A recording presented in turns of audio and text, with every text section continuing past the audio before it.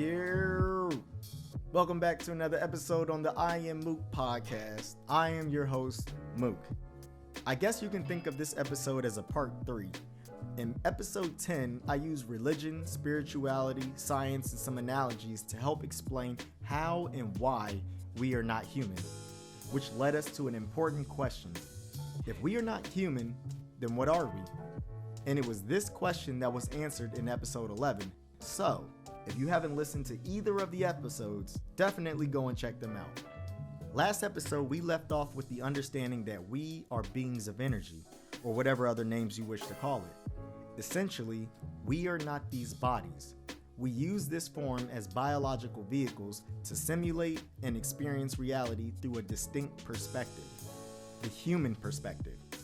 Just as we wouldn't claim ourselves to be the cars that we drive, we must realize that we are not these bio-vehicles either.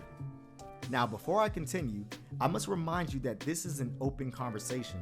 These aren't mandatory beliefs. This isn't me telling you that you have to believe me or even accept what I'm saying. Every being has their own truth, a personal truth. And many times there are truths that can be shared with others. And just because this is my truth, it doesn't mean that it has to be yours. I'm just sharing my personal truth with you, and I believe this information will resonate with the ones in which it's supposed to. And if it doesn't, well, I appreciate you for listening anyways. But yeah, we're not human. What does that mean for us then? It means the world. Well, reality really. You gotta understand, the material didn't create the mind. The mind created the material. And what is the mind? It is conscious energy, awareness embodied. And within this energy, there are memories, experiences, and infinite and eternal information. You can be atheist, religious, a spiritualist, scientist, or any other ist word. They all point to the same thing. Existence is infinite and eternal and is comprised of some form of energy or spirit or some other name. People may use different words, but these words teeter on similar beliefs. People say God or Allah, Jah, Krishna, Ahura, and many other names. Regardless of these names, many that are religious believe that infinity, eternity, and some form of energy exists.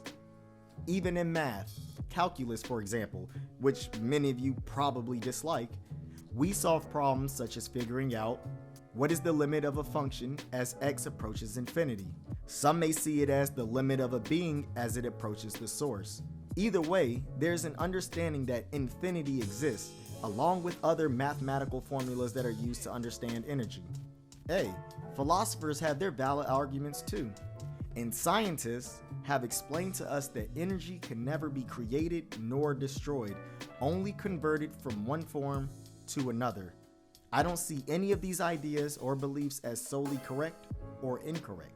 They all hold a piece of a truth, and when these collected truths combine, they formulate into a more complete truth. I believe energy exists. Material energy, spiritual energy, and energy that I'm not even aware of. And I believe that the Creator is the original source of all energy. What is the Creator's name? It's beyond me. But because I have a limited vocabulary and knowledge, I say the Creator's name is God, or I am. And when I say I am, I'm not saying me. Check out episode 6 to better understand what I mean when I say I am God. But the Creator, the original energy, the higher being, the one, I am, whatever name you would like to use, is conscious energy that's infinitely and eternally aware, along with an infinite and eternal amount of other things. Our material reality, specifically our universe, was manifested from the thoughts of the original conscious energy. The OG mind, if you will. We living beings are a derivative of the original source. We are not living beings because we have bodies that are alive. We are living beings because we are conscious energy that inhabit these bodies. Our being in itself powers the body. And as the speck of a fraction of the OG mind, we are similar in nature, as above, so below. We as beings of energy, our true selves, not these bodies, are able to manifest things into existence using the energy around us. Or like what science says, energy can be converted from one form to another. We can repopulate, relocate, and redirect energy. Now, I need you to follow me closely because this upcoming part is key to this whole episode. As I said before, we are not these bodies. We are the conscious energy that inhabits it. When you live your life believing you are human, you limit your infinite potential. And in the last episode, I told you about the tale of an eagle that thought it was a chicken. It spent its whole life on the ground, not realizing that it could fly, until someone came along and told him the truth. My goal is to let you know that you are not a chicken, you are an eagle. You are not the car, but the driver. You are not human, you are that which powers the body. And as a conscious being of energy, you have the ability to formulate, repopulate, redirect, and redistribute energy. We share a collective reality, but we experience it differently. We perceive it differently. And there are those that have learned how to tap into their nature and form a version of reality that better suits them. We all have varying degrees of abilities, and they manifest differently in each individual.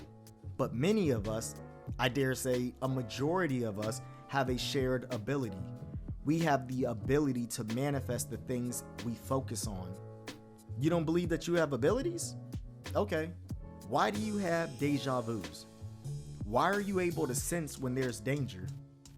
Why do you have vivid and colorful dreams? Why are you able to think of a person and have that person call you? Why do some people have premonitions? Or why are some people clairvoyant? Why are you able to feel the energy of people's thoughts as you enter a room? Why can you feel someone looking at you? It's because there is information, memory, and experiences in the energy around us, and we pick up on it like an antenna. Depending on how you position your antenna, you are able to focus the picture. The more energy that's used to focus on something, the more that the image becomes clear and defined. This is where the laws of attraction come into play. This is one of the many abilities that we as beings of energy have.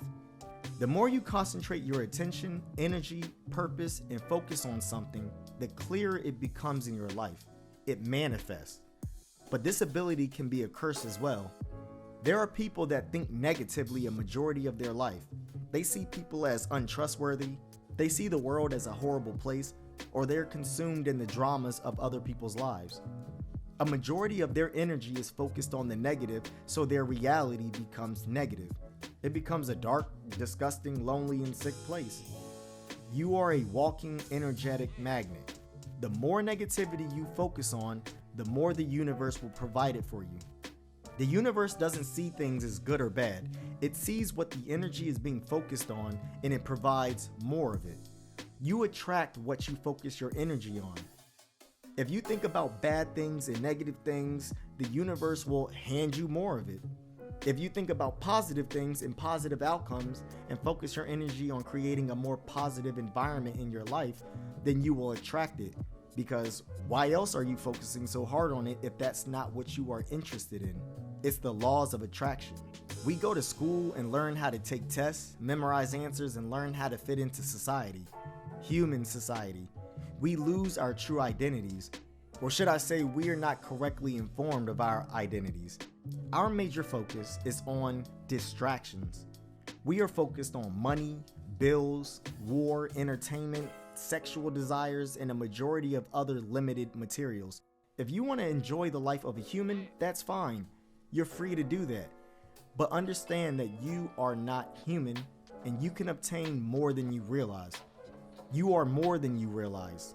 Understand that you can influence your reality with your thoughts, with your mind, with your being. There are some that want to stay in the matrix and some that want to leave. There are some that want to remain in a dream, and there are some that are ready to wake up. My goal is to remind you of the reality around you. It's malleable. I think I said that right.